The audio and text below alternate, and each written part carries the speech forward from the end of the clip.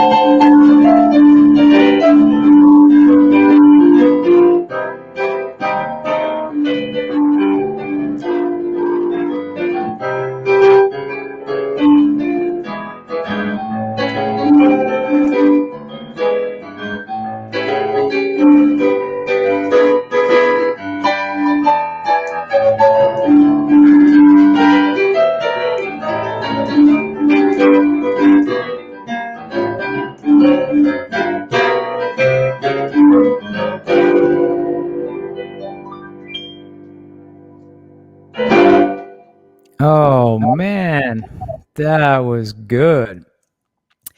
All right, I quit piano. I'm- I give up after that one. Damn. Harrison Fess. Of course, that stands for professor. In my opinion, you are already a professor of this keyboard. You're so good. And thanks for that little opening. And for those of you tuning in here to our video, we've been trying to put this video together for at least 6 months now, right? We started with a That's live right. stream that didn't go so well. And then a couple days ago, we tried again just to do a recording, not even live, and it didn't go well. And the third time's the charm. It's going well so far. So welcome to the interview with Harrison Fess Moss. I like to call him Little Fess. How you doing today? That's right. Pretty good. Thanks for having me. And it certainly has been a long time coming. It feels like more than 6 months we've been trying to do this. Yeah, yeah. And today, this probably won't get posted today, but today actually is the 4th of July, 2024. So happy Independence Day. Happy 4th to everyone out there. Yeah, man. Okay, so I guess let me just kind of ask you a few questions since this setup is supposed to be an interview, right? So, um, how old were you when you started playing piano? I started taking classical lessons when I was about 6 years old, and Man, it was just straight up classical. Went to a yeah, really great instructor right near my house. went to lessons on a weekly basis and took those up until I graduated high school. But through my classical playing, I got interested in other styles and genres of music like blues, ragtime. I actually was introduced to the blues when I saw the movie, the biopic Ray with Jamie Foxx that Oh yeah, yeah, followed the life of Ray Charles, and I fell in love with the blues, and that is kind of where my love of the blues and that style of music came from. And I started exploring and trying to play and learn it, but I didn't have the ability to learn by ear. I could only read notes on sheet music. I wasn't really trained and hadn't really ever worked on developing my ear, so my ability to learn pretty much anything outside of what was on the page was quite limited at the amazing. time. Yeah. So one thing I'm noticing, Harrison, is I'm getting a little echo effect when my voice comes through on your end. Is it possible for you to put earphones on so that doesn't happen, or is that going to make it an issue? Great. All right, so we're back. Harrison's got his earphones on to kill that echo effect. So you were telling us you started at the age of 6, and so how old are you now? 35. But it's 35. interesting though, because when I graduated high school, I didn't, I stopped playing completely. I didn't touch the piano until probably 6, 7 years ago, Uh-huh. when I said, you know what, I just want to pick it back up. And I just started trying to teach myself and go from there. But there was a huge amount of time where I just didn't play at all. Yeah. Wow.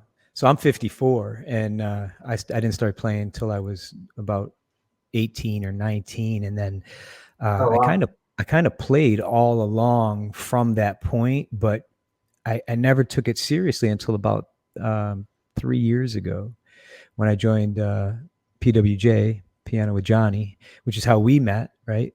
That's Um, right. Yeah. and so since then I've been taking it much more seriously. Now I did take some lessons back when I lived in Syracuse, and you're in Albany, right? And so Yep. it's come to find out, like we connect over the internet through Piano with Johnny. We find out we're both lovers of New Orleans style blues, rhythm and blues, and funk, and all that good stuff. And then come to find out you live in Albany, and I used to live in Syracuse. So, uh, like it's pretty wild. So we've kind of had this long distance friendship since back then, and we've done a couple of collaborations, Tipitina and what was the other one? Aiko Ico, did. Ico. Yeah, that's right. To celebrate Mardi Gras. That's right. So, um, yeah, man, it's been good. Um, so so you've been playing a good amount of time, as have I, and I'm just really impressed how much I've seen your skills grow in the last 3 years since I've known you. Like you've really seemed to bury in, and I mean, I already thought you were really good 3 years ago, but like what I've seen you do with like Booker and Dr. John stuff is pretty incredible. As a matter of fact, one of the questions I wanted to ask you was like, um, I'm really impressed with like how you have this ability to capture the essence of these different artists like Dr. John or like James Booker. You really have figured out how to make their sound show up in the way that you play. And are are you able to articulate that in words? How you're able to do that? Like, do you identify something that makes each of those artists sound the way they do, or expand on that for me if you would? Yeah, it's a great question. I think it starts with listening, a lot of listening. That's what with all the anytime someone asks me how can I play this or how do you play it like this or I want to learn how to play this, it's a tremendous amount of listening. I've bought I think pretty much all of Booker's albums, I could say. Uh, Dr. John, Professor Longhair, Fats Domino, listening to their songs over and over and over again, listening for different styles and techniques. And what's really cool about listening to these legends and these masters and geniuses is that you can hear their influence show up in each other's playing. It's really fascinating. Like I'll hear something Booker plays, I'm like, oh, that's a Dr. John lick, or that's a Fats Domino lick, and they take bits and pieces from each other, add a little bit that's uniquely their own to make it their own unique style. And that is something that is really interesting and what I love about New Orleans and blues music is that there's no single right way to play it. But with that said, there are certain elements to Professor Longhair, Fats Domino, James Booker, things that you'll notice that they do on a regular basis, whether it's a certain lick or the certain way they harmonize things or a certain technique. But their toolboxes are so expansive when you Yeah. start to write it all down. It's sometimes hard to keep track of. But you'll also hear differences not just in how they harmonize chord progressions, but you'll hear differences in rhythmic differences. You'll hear Dr. John, he's more syncopated and funky, where Booker's he's usually more straight rhythms. You'll hear the triplet shuffle with Fats Domino. So you'll also hear rhythmic differences, and even when they approach the same song, they can make the same song sound completely different. And maybe we can show an example of that. Maybe we can go through Tipitina. Yeah, And I can that would be great. share that. Yeah. Yeah, take us through using Tipitina, where you say, okay, this is how Dr. John might approach this, and this is how James Booker might approach this, and go ahead and give us the overhead view again.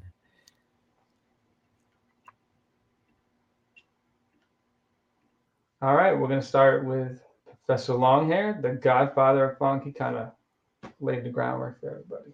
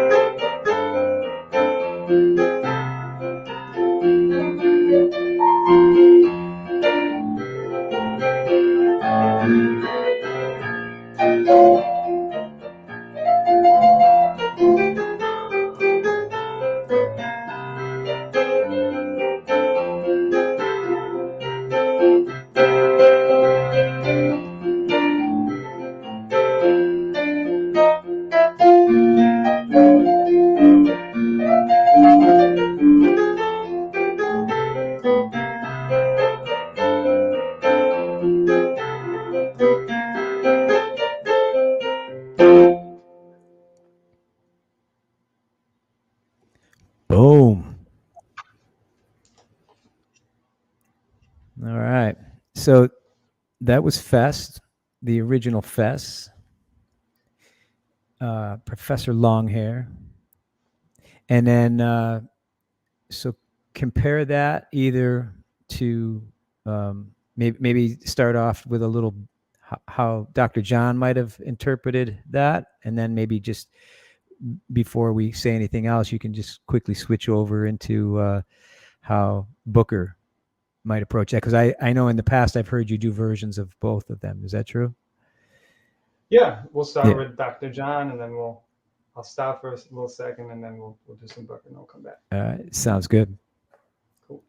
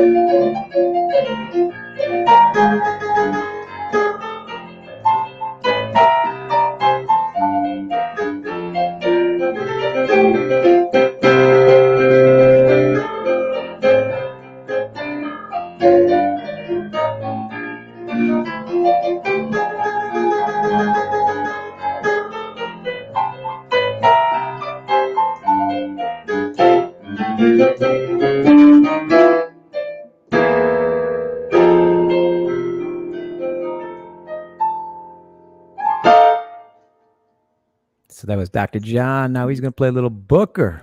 Same tune, The though. book.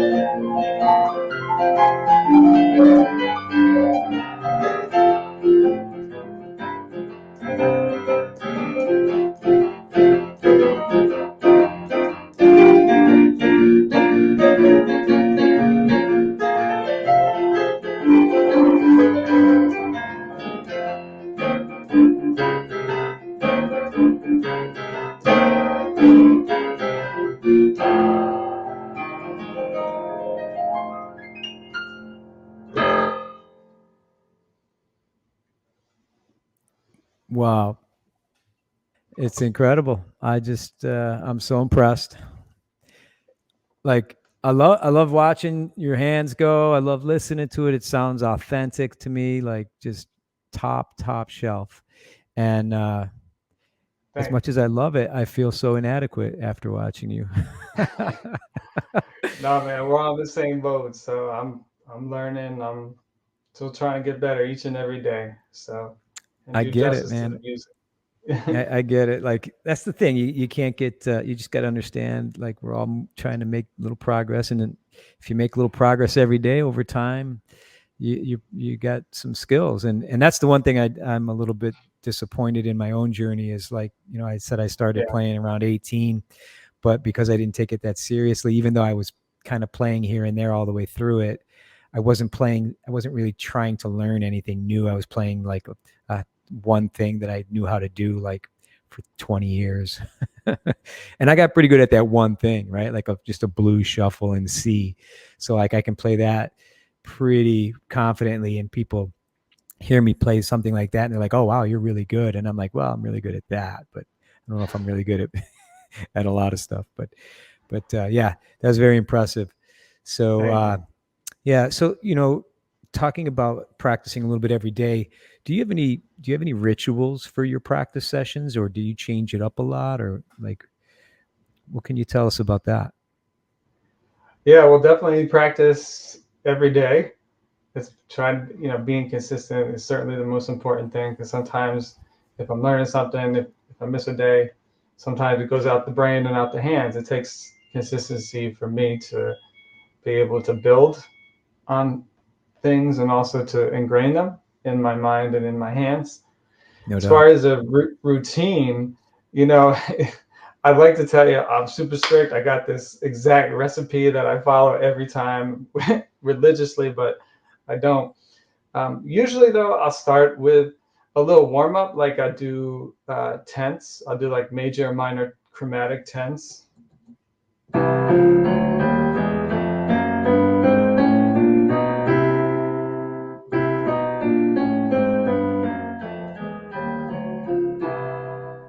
Do triplets.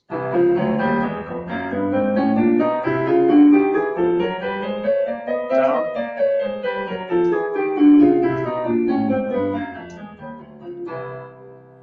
2/16. You can even spread your hands out a little bit.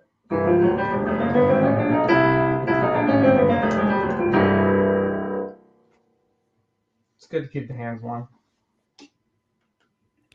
Yeah, man. So that's good.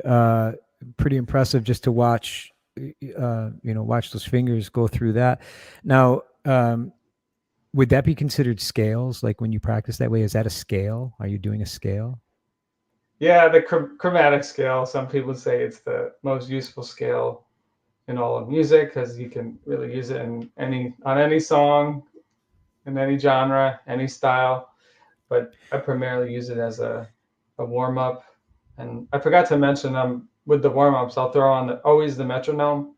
So I'll put Mm-hmm. it on different rhythmic values because it's hard to keep you can't really keep time without a metronome. You don't know if you're too fast or too slow. Metronome helps you stay on track. It embeds that rhythm in you. So I Yeah, use the metronome for those warm ups. very cool. Um, Yeah.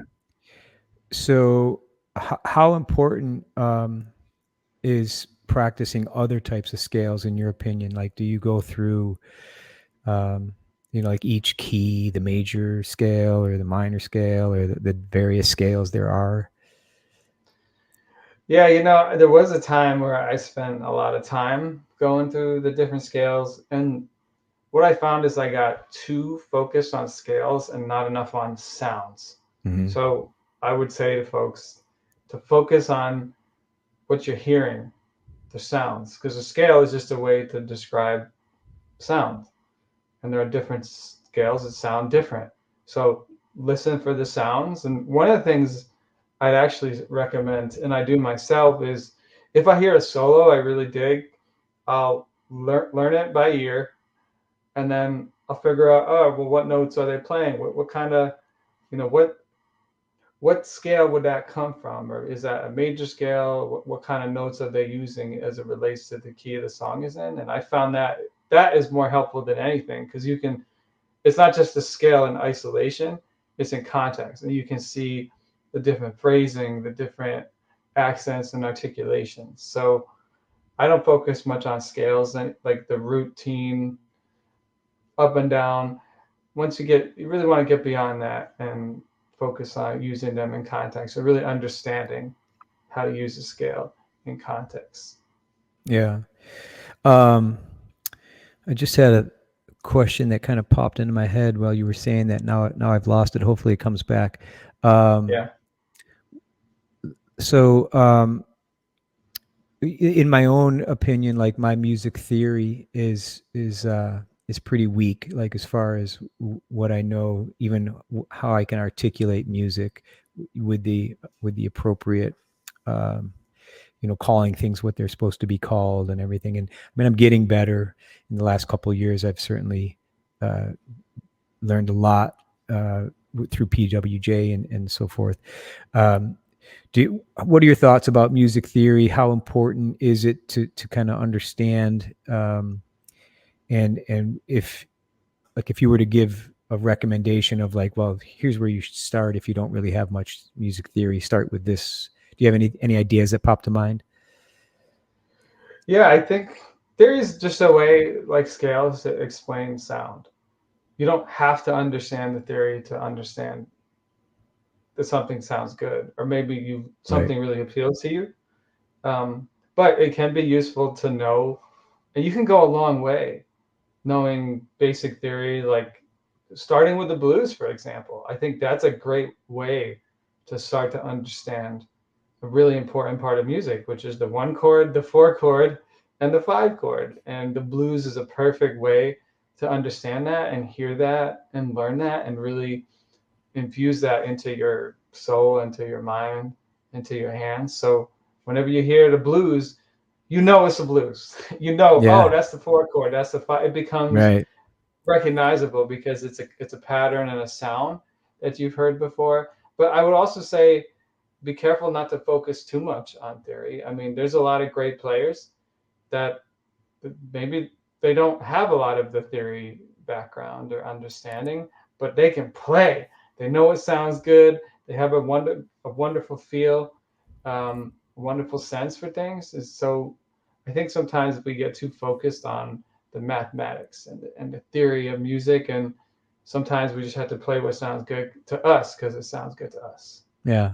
Good. Good. You know, I don't know if this is a common feeling, but you know, if you were to ever record one of your own like practice sessions where you're trying to learn something from, you know, by ear, and just kind of show the process of like where you play a piece of music, you know, through the stereo, and then you like try to pick away at it at the keyboard, that might be super boring for some people to like to watch something like that. But I think personally, I think that would be pretty insightful as to how someone goes about trying to learn how to play something by ear, you know, like, because I think you read music, right? But I don't even read music, so I can't even like take a piece of sheet music and try to, you know, find my way through that, because I just never learned how to read music. I mean, I understand the concept of it, but I couldn't do it with any kind of proficiency.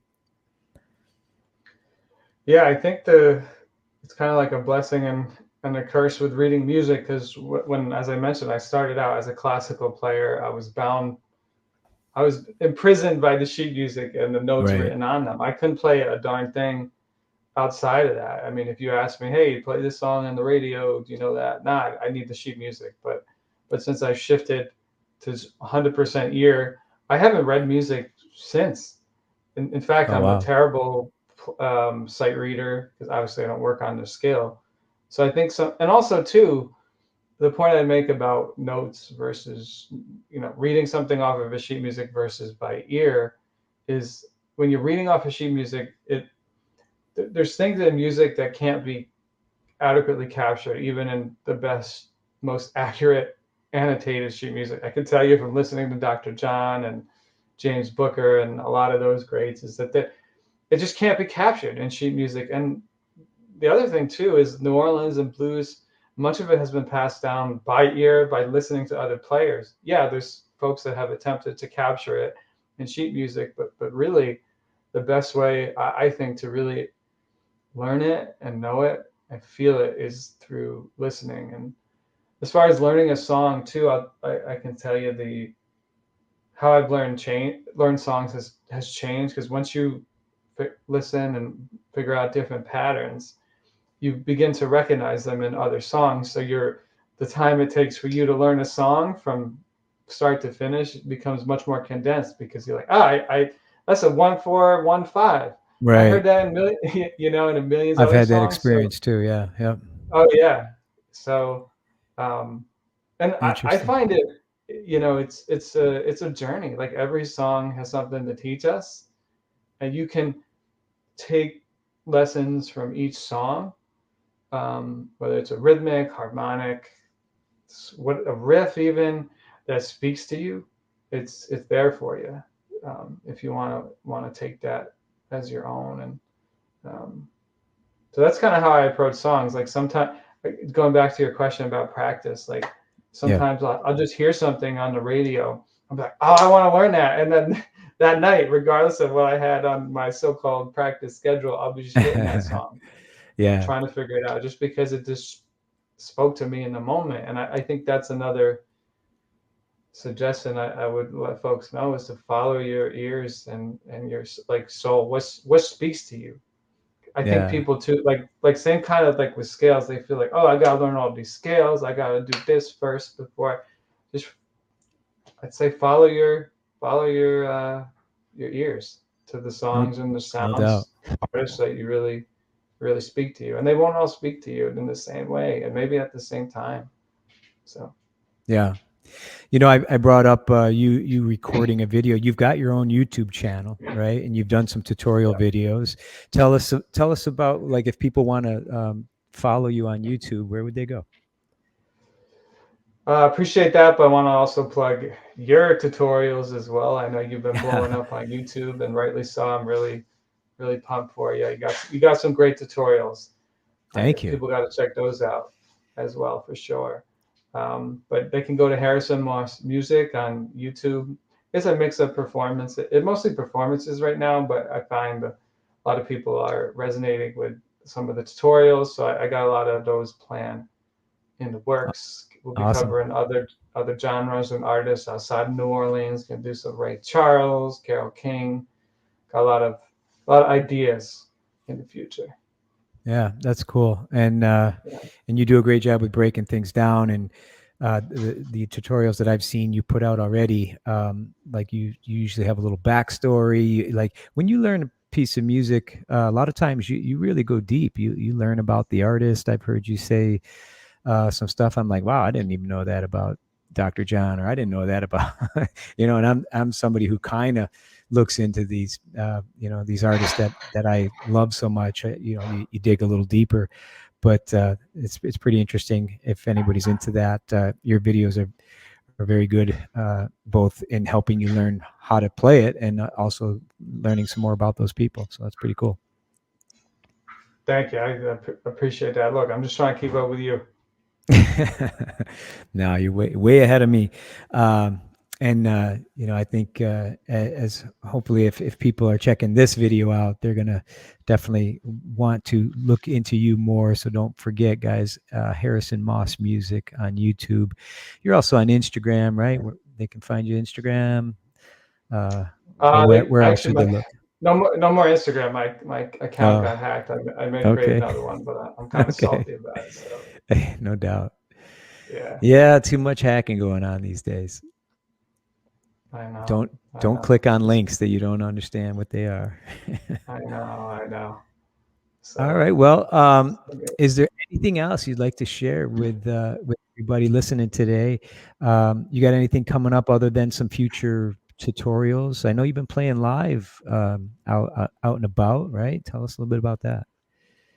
Yeah, I've been doing open mics around my area as mostly solo stuff, but also been working with a band.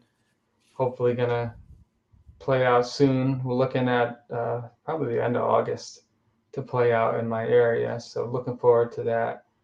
Um, yeah, other than that, we're kind of focusing on the live performances, not as much as the YouTube performances and the tutorials. So Right. definitely we'll have some more tutorials coming up in the future. I want to check out.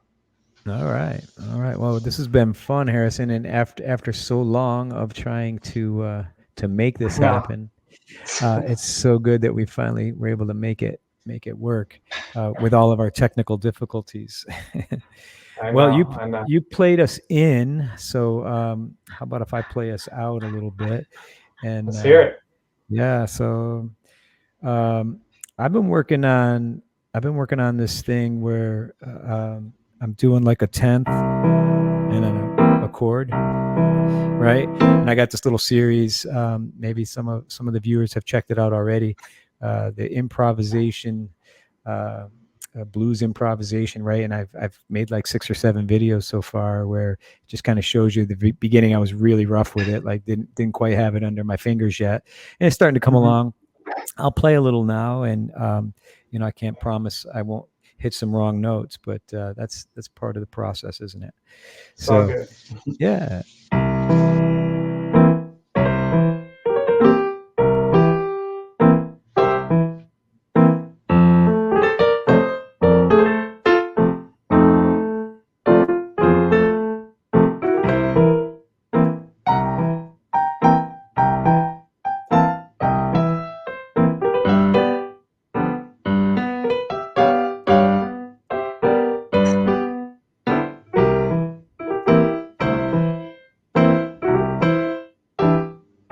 Oh,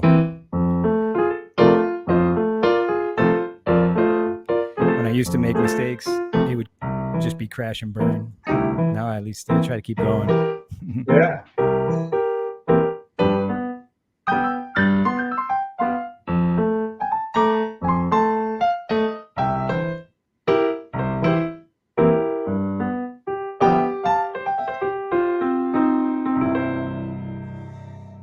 Yeah, not as fancy as Nice. you, Harrison, but No, listen, I hear Fess all up in there. I hear Dr. John. Don't just sell yourself short. You got some Dr. John, some Fess in there. I hear that. that's from That was awesome. that's from like 35 years of just listening to stuff. So like to your point earlier, you got to start off with listening, That's right. listen. Because even if you don't know how to, like this is with me, I didn't know how to make those sounds. And Yep. then as I would play, I would accidentally find some of the sounds. I'd be like, oh, wait, that sounds like that one part. And I would just play with it. And, and I've had some people that have shown me some things I learned from some, I'm so old. I used to learn from VHS videos, right? Yeah. You Oh might not yeah. even know what a VHS video is, No, right? I do. I do. So, oh man, this has been fun. I'm so glad it worked out. And now I guess it's time to go enjoy the 4th of July. That's right. Well, have a happy Fourth. Thanks for having me, Dr. Frank. Yeah, Appreciate it. man. All right. You have a good one. And we'll do this again in the future now that we know how to Cool. actually make it happen. Let's do it. All right. Thanks, Thanks, brother. man. Yeah. Bye. Ciao.